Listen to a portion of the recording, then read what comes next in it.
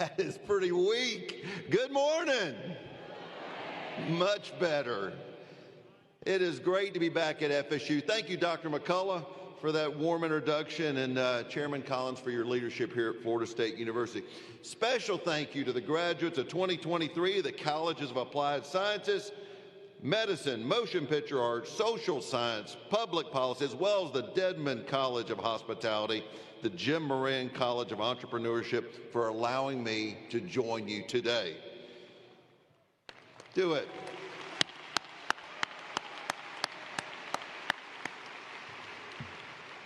Much has changed since I went to Florida State University. There's new buildings, there's new restaurants, they're everywhere. One thing that hasn't changed, however, is the Bellamy building. Did anyone have classes in Bellamy? Raise your hand. God almighty. I basically lived in the Bellamy building the whole time I was here, and it hasn't changed a bit. I still think it's old and gross, and I think it's still circulating air from the Cold War. So if there's anything I can change before I leave office, is we're going to give that building a facelift. But before I get to talk about the things I want to discuss with you today, I've got some questions I figured that you have in your head. Like, who is this guy, and how long do I have to sit here? The answer is I really don't know. Like many of you, when you did your term papers, I used ChatGPT to do this speech. So I'm reading it for the first time. So we're all in this together. So for better or for worse, here we go. My name is Jimmy Patronis. I'm the state's chief financial officer. Just like the governor, I get elected every 4 years. I oversee the state's finances. Anytime that you sign a check in the state of Florida, that you receive a check from the state of Florida, it's got my signature on it. As Dr. McCullough said, I'm also the state fire marshal, but my office does a lot more than that, but I'm not here to give you a lesson in Florida politics. This is my last term serving as CFO. If I make a good impression on you and you're inspired enough to run for it, go for it. But today is about you and your hard work, not me. I'm not going to tell you how many years I've been around, but it's been enough, and I've made a lot more mistakes than many of you.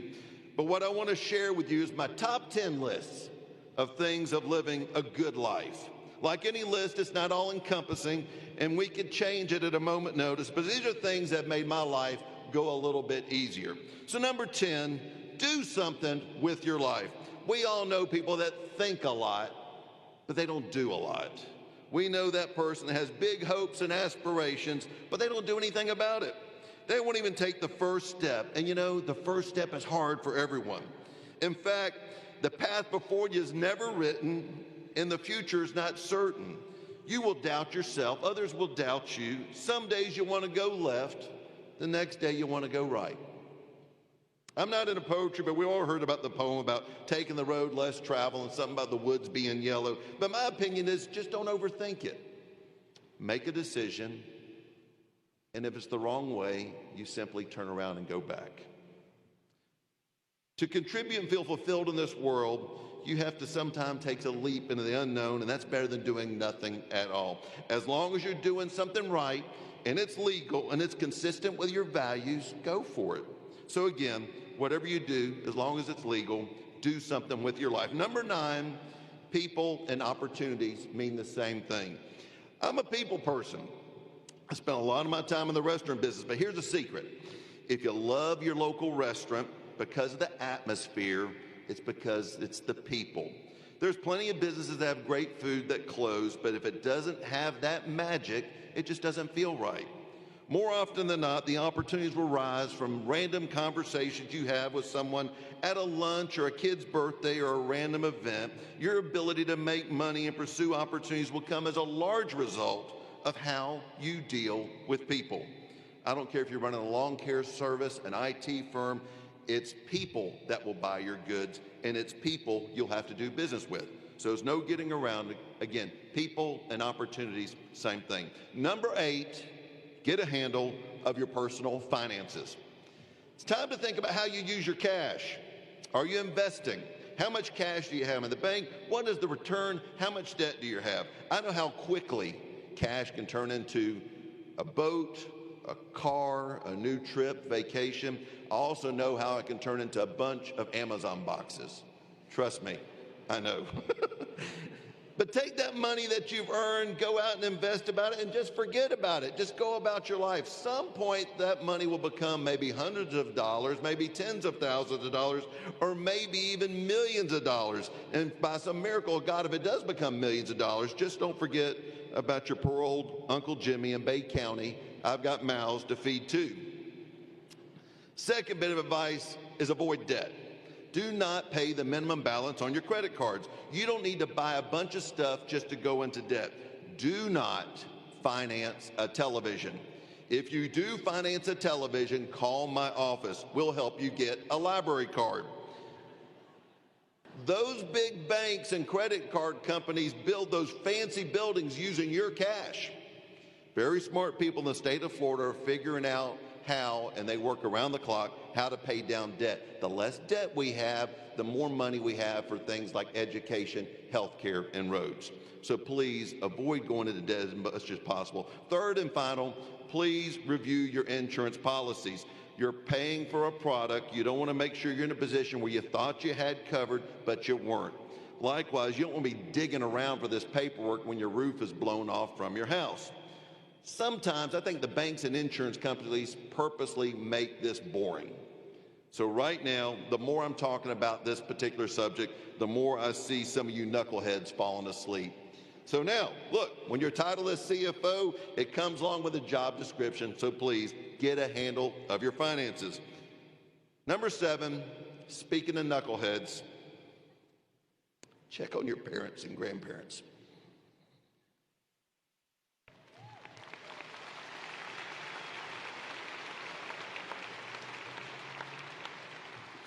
At some point, everyone in this room was a knucklehead. In fact, I've got one of my knuckleheads here with me. It's my 12-year-old Johnny. He's here somewhere. I tried to get him to come on stage. He just rolled his eyes. But I want everybody to understand, my wife, Katie, is perfect in every way. She's smart, she's beautiful, she's adventurous, she's a hard worker, she's an amazing mother, but she's got a problem. She's a gator. It gets better. So when we got married, we didn't find out the gender of any of our kids, and I told her, I said, look, if you'll just let me allow that first child, whatever it is, to become a Seminole, then whatever many kids we had afterwards, she could influence it and they could go their own way. So as luck had it, our first son, Theo, he's age 14, I got to make him a Seminole. And you know, the great thing about it is his little brother Johnny wanted to be just like his big brother. So Johnny will be class of 2031, joining you here in the future. Go Noles. So look, I know some of you are still knuckleheads, but luckily for you, there's people that love and care for you. Your family put up with a lot. You've made it this far, so go ahead, check in on them. They love you. They're worried about you, and trust me, one day you'll be in their shoes. Number 6, consider public service seriously. When I was coming up, politics and public service was boring. What you see on TV and social media isn't wrong, but it isn't the full story. Public service is fulfilling. As of today, many of you have an education above and beyond what many in your communities have. There's nothing wrong with pursuing a great job that you make great money at, but I'm telling you, it doesn't compare to the feeling you get when helping someone else. In fact, I get a rush from fixing people's problems every day, and this is something I would never want to do otherwise. From school boards to mosquito control boards to the White House, we need good people to participate in their communities. Trust me, you'll love it. Number 5, if you haven't had kids, get married and have a bunch of them. For those in the room that have kids already, you know the saying, long days, short years. Having kids is hard. It's hard to balance work and family. Every month, that's more money out of your pocket, but I'm telling you, it's worth it. In all my years, I've done some cool stuff. I've met presidents, I've met United States senators, I've hung out with Elon Musk, I've been on national TV, I've flown on Air Force One. But I'm telling you, None of it compares to being a little boy's basketball game and seeing his face when he makes a three-pointer. Nothing comes close to it. I know that this life, don't know what this life has in store for me, but I know that marrying my wife Katie and building a family was my greatest accomplishment. Nothing else come close, and nothing else ever will. You'll lose a lot of sleep. Sometimes you wish you had more money, but family is so much more enriching for the soul, and nothing else will matter. So get married, have a bunch of kids. Number 4.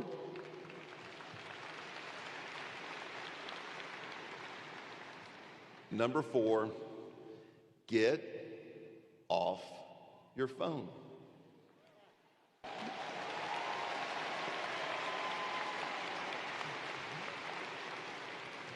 Okay, for this one, go ahead and take your phone out. Get it out. It's okay. You've been looking at it all speech anyway, so just go ahead and pull it out. And I want you to do something. Take your phone out, and let's just document this moment, all right?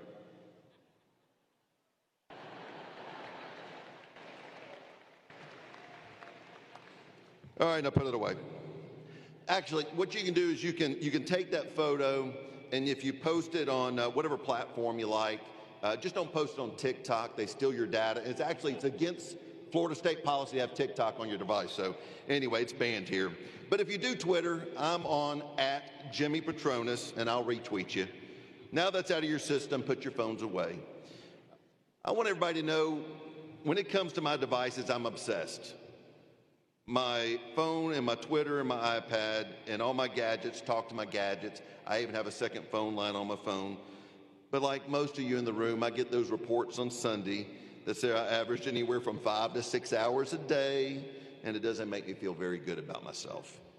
5 hours a day for 365 days a year is about it's 76 days on my iPhone. That's too many. Some of those hours can be spent getting more sleep, reading a book, or just enjoying my family. Sometimes I do like to hop on my boat and go somewhere where there's no cell service. So get off your phone and do something real in the world. Number 3, believe in the power of prayer. Look,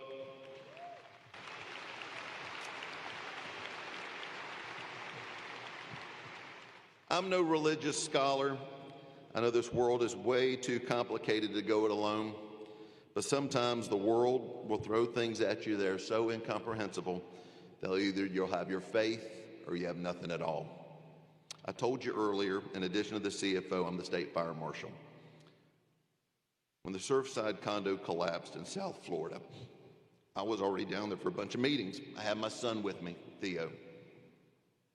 For many of the 98 souls that were lost in the tower that morning of June 24th, their life came to an end in a blink of an eye. It was the 3rd largest building collapse in U.S. history, only behind the Oklahoma City bombing and 9/11. You just don't think about those that died, but you think about the moms, the dads, the brothers, the sisters, the children that are trying to find some type of normal. I saw the work of God when hundreds of Florida's urban search and rescue team members fought and kept fighting to try to find any signs of life. They worked in the Miami heat for 12 hours shifts, cutting rebar, cutting concrete, filling 5-gallon buckets of debris up hand by hand. At the same time, they were picking up children's toys and photo albums. They battled fire, they battled rain, they battled the heat. Their boots and gloves were destroyed.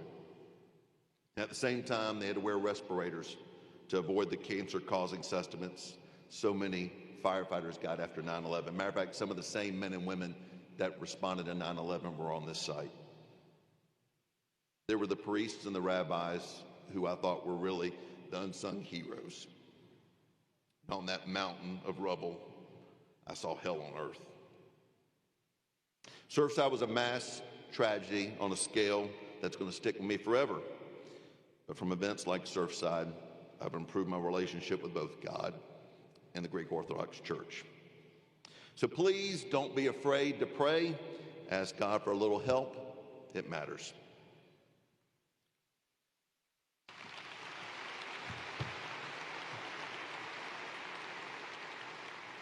Number 2, On a much lighter note, when you go out to eat, just order dessert. Look, I'm in the restaurant business. I can't tell you how many times I've seen a family come out and they eat bread and a quarter stick of butter and they drink wine and a bunch of fried food, and then they turn down dessert because they don't want the calories. So first, just get a couple of spoons and share a bite or two. Second, you've already consumed enough calories to live in the woods for a week. And look, it's a restaurant. It's not a CrossFit gym. Third, that dessert is what keeps your favorite restaurant you love in business. So that extra $7 or so is how they keep the lights on. So please, just enjoy yourself and get dessert. And finally, number one, do not, under any circumstances, listen to the critics.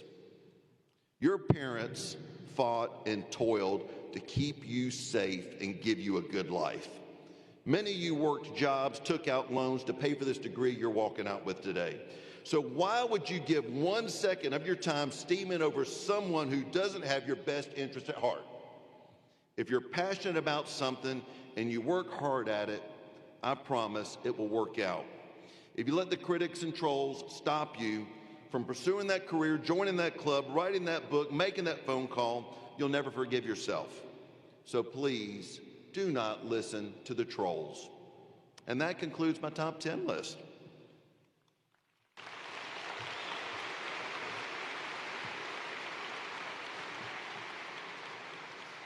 Today is a day of celebration. Because of your education, your accomplishments, people are going to look to you for help and support, and it's going to be up to you to do the right thing. So, thank you, God bless you, congratulations, and remember, don't be knuckleheads, don't listen to the haters, and order dessert. God bless.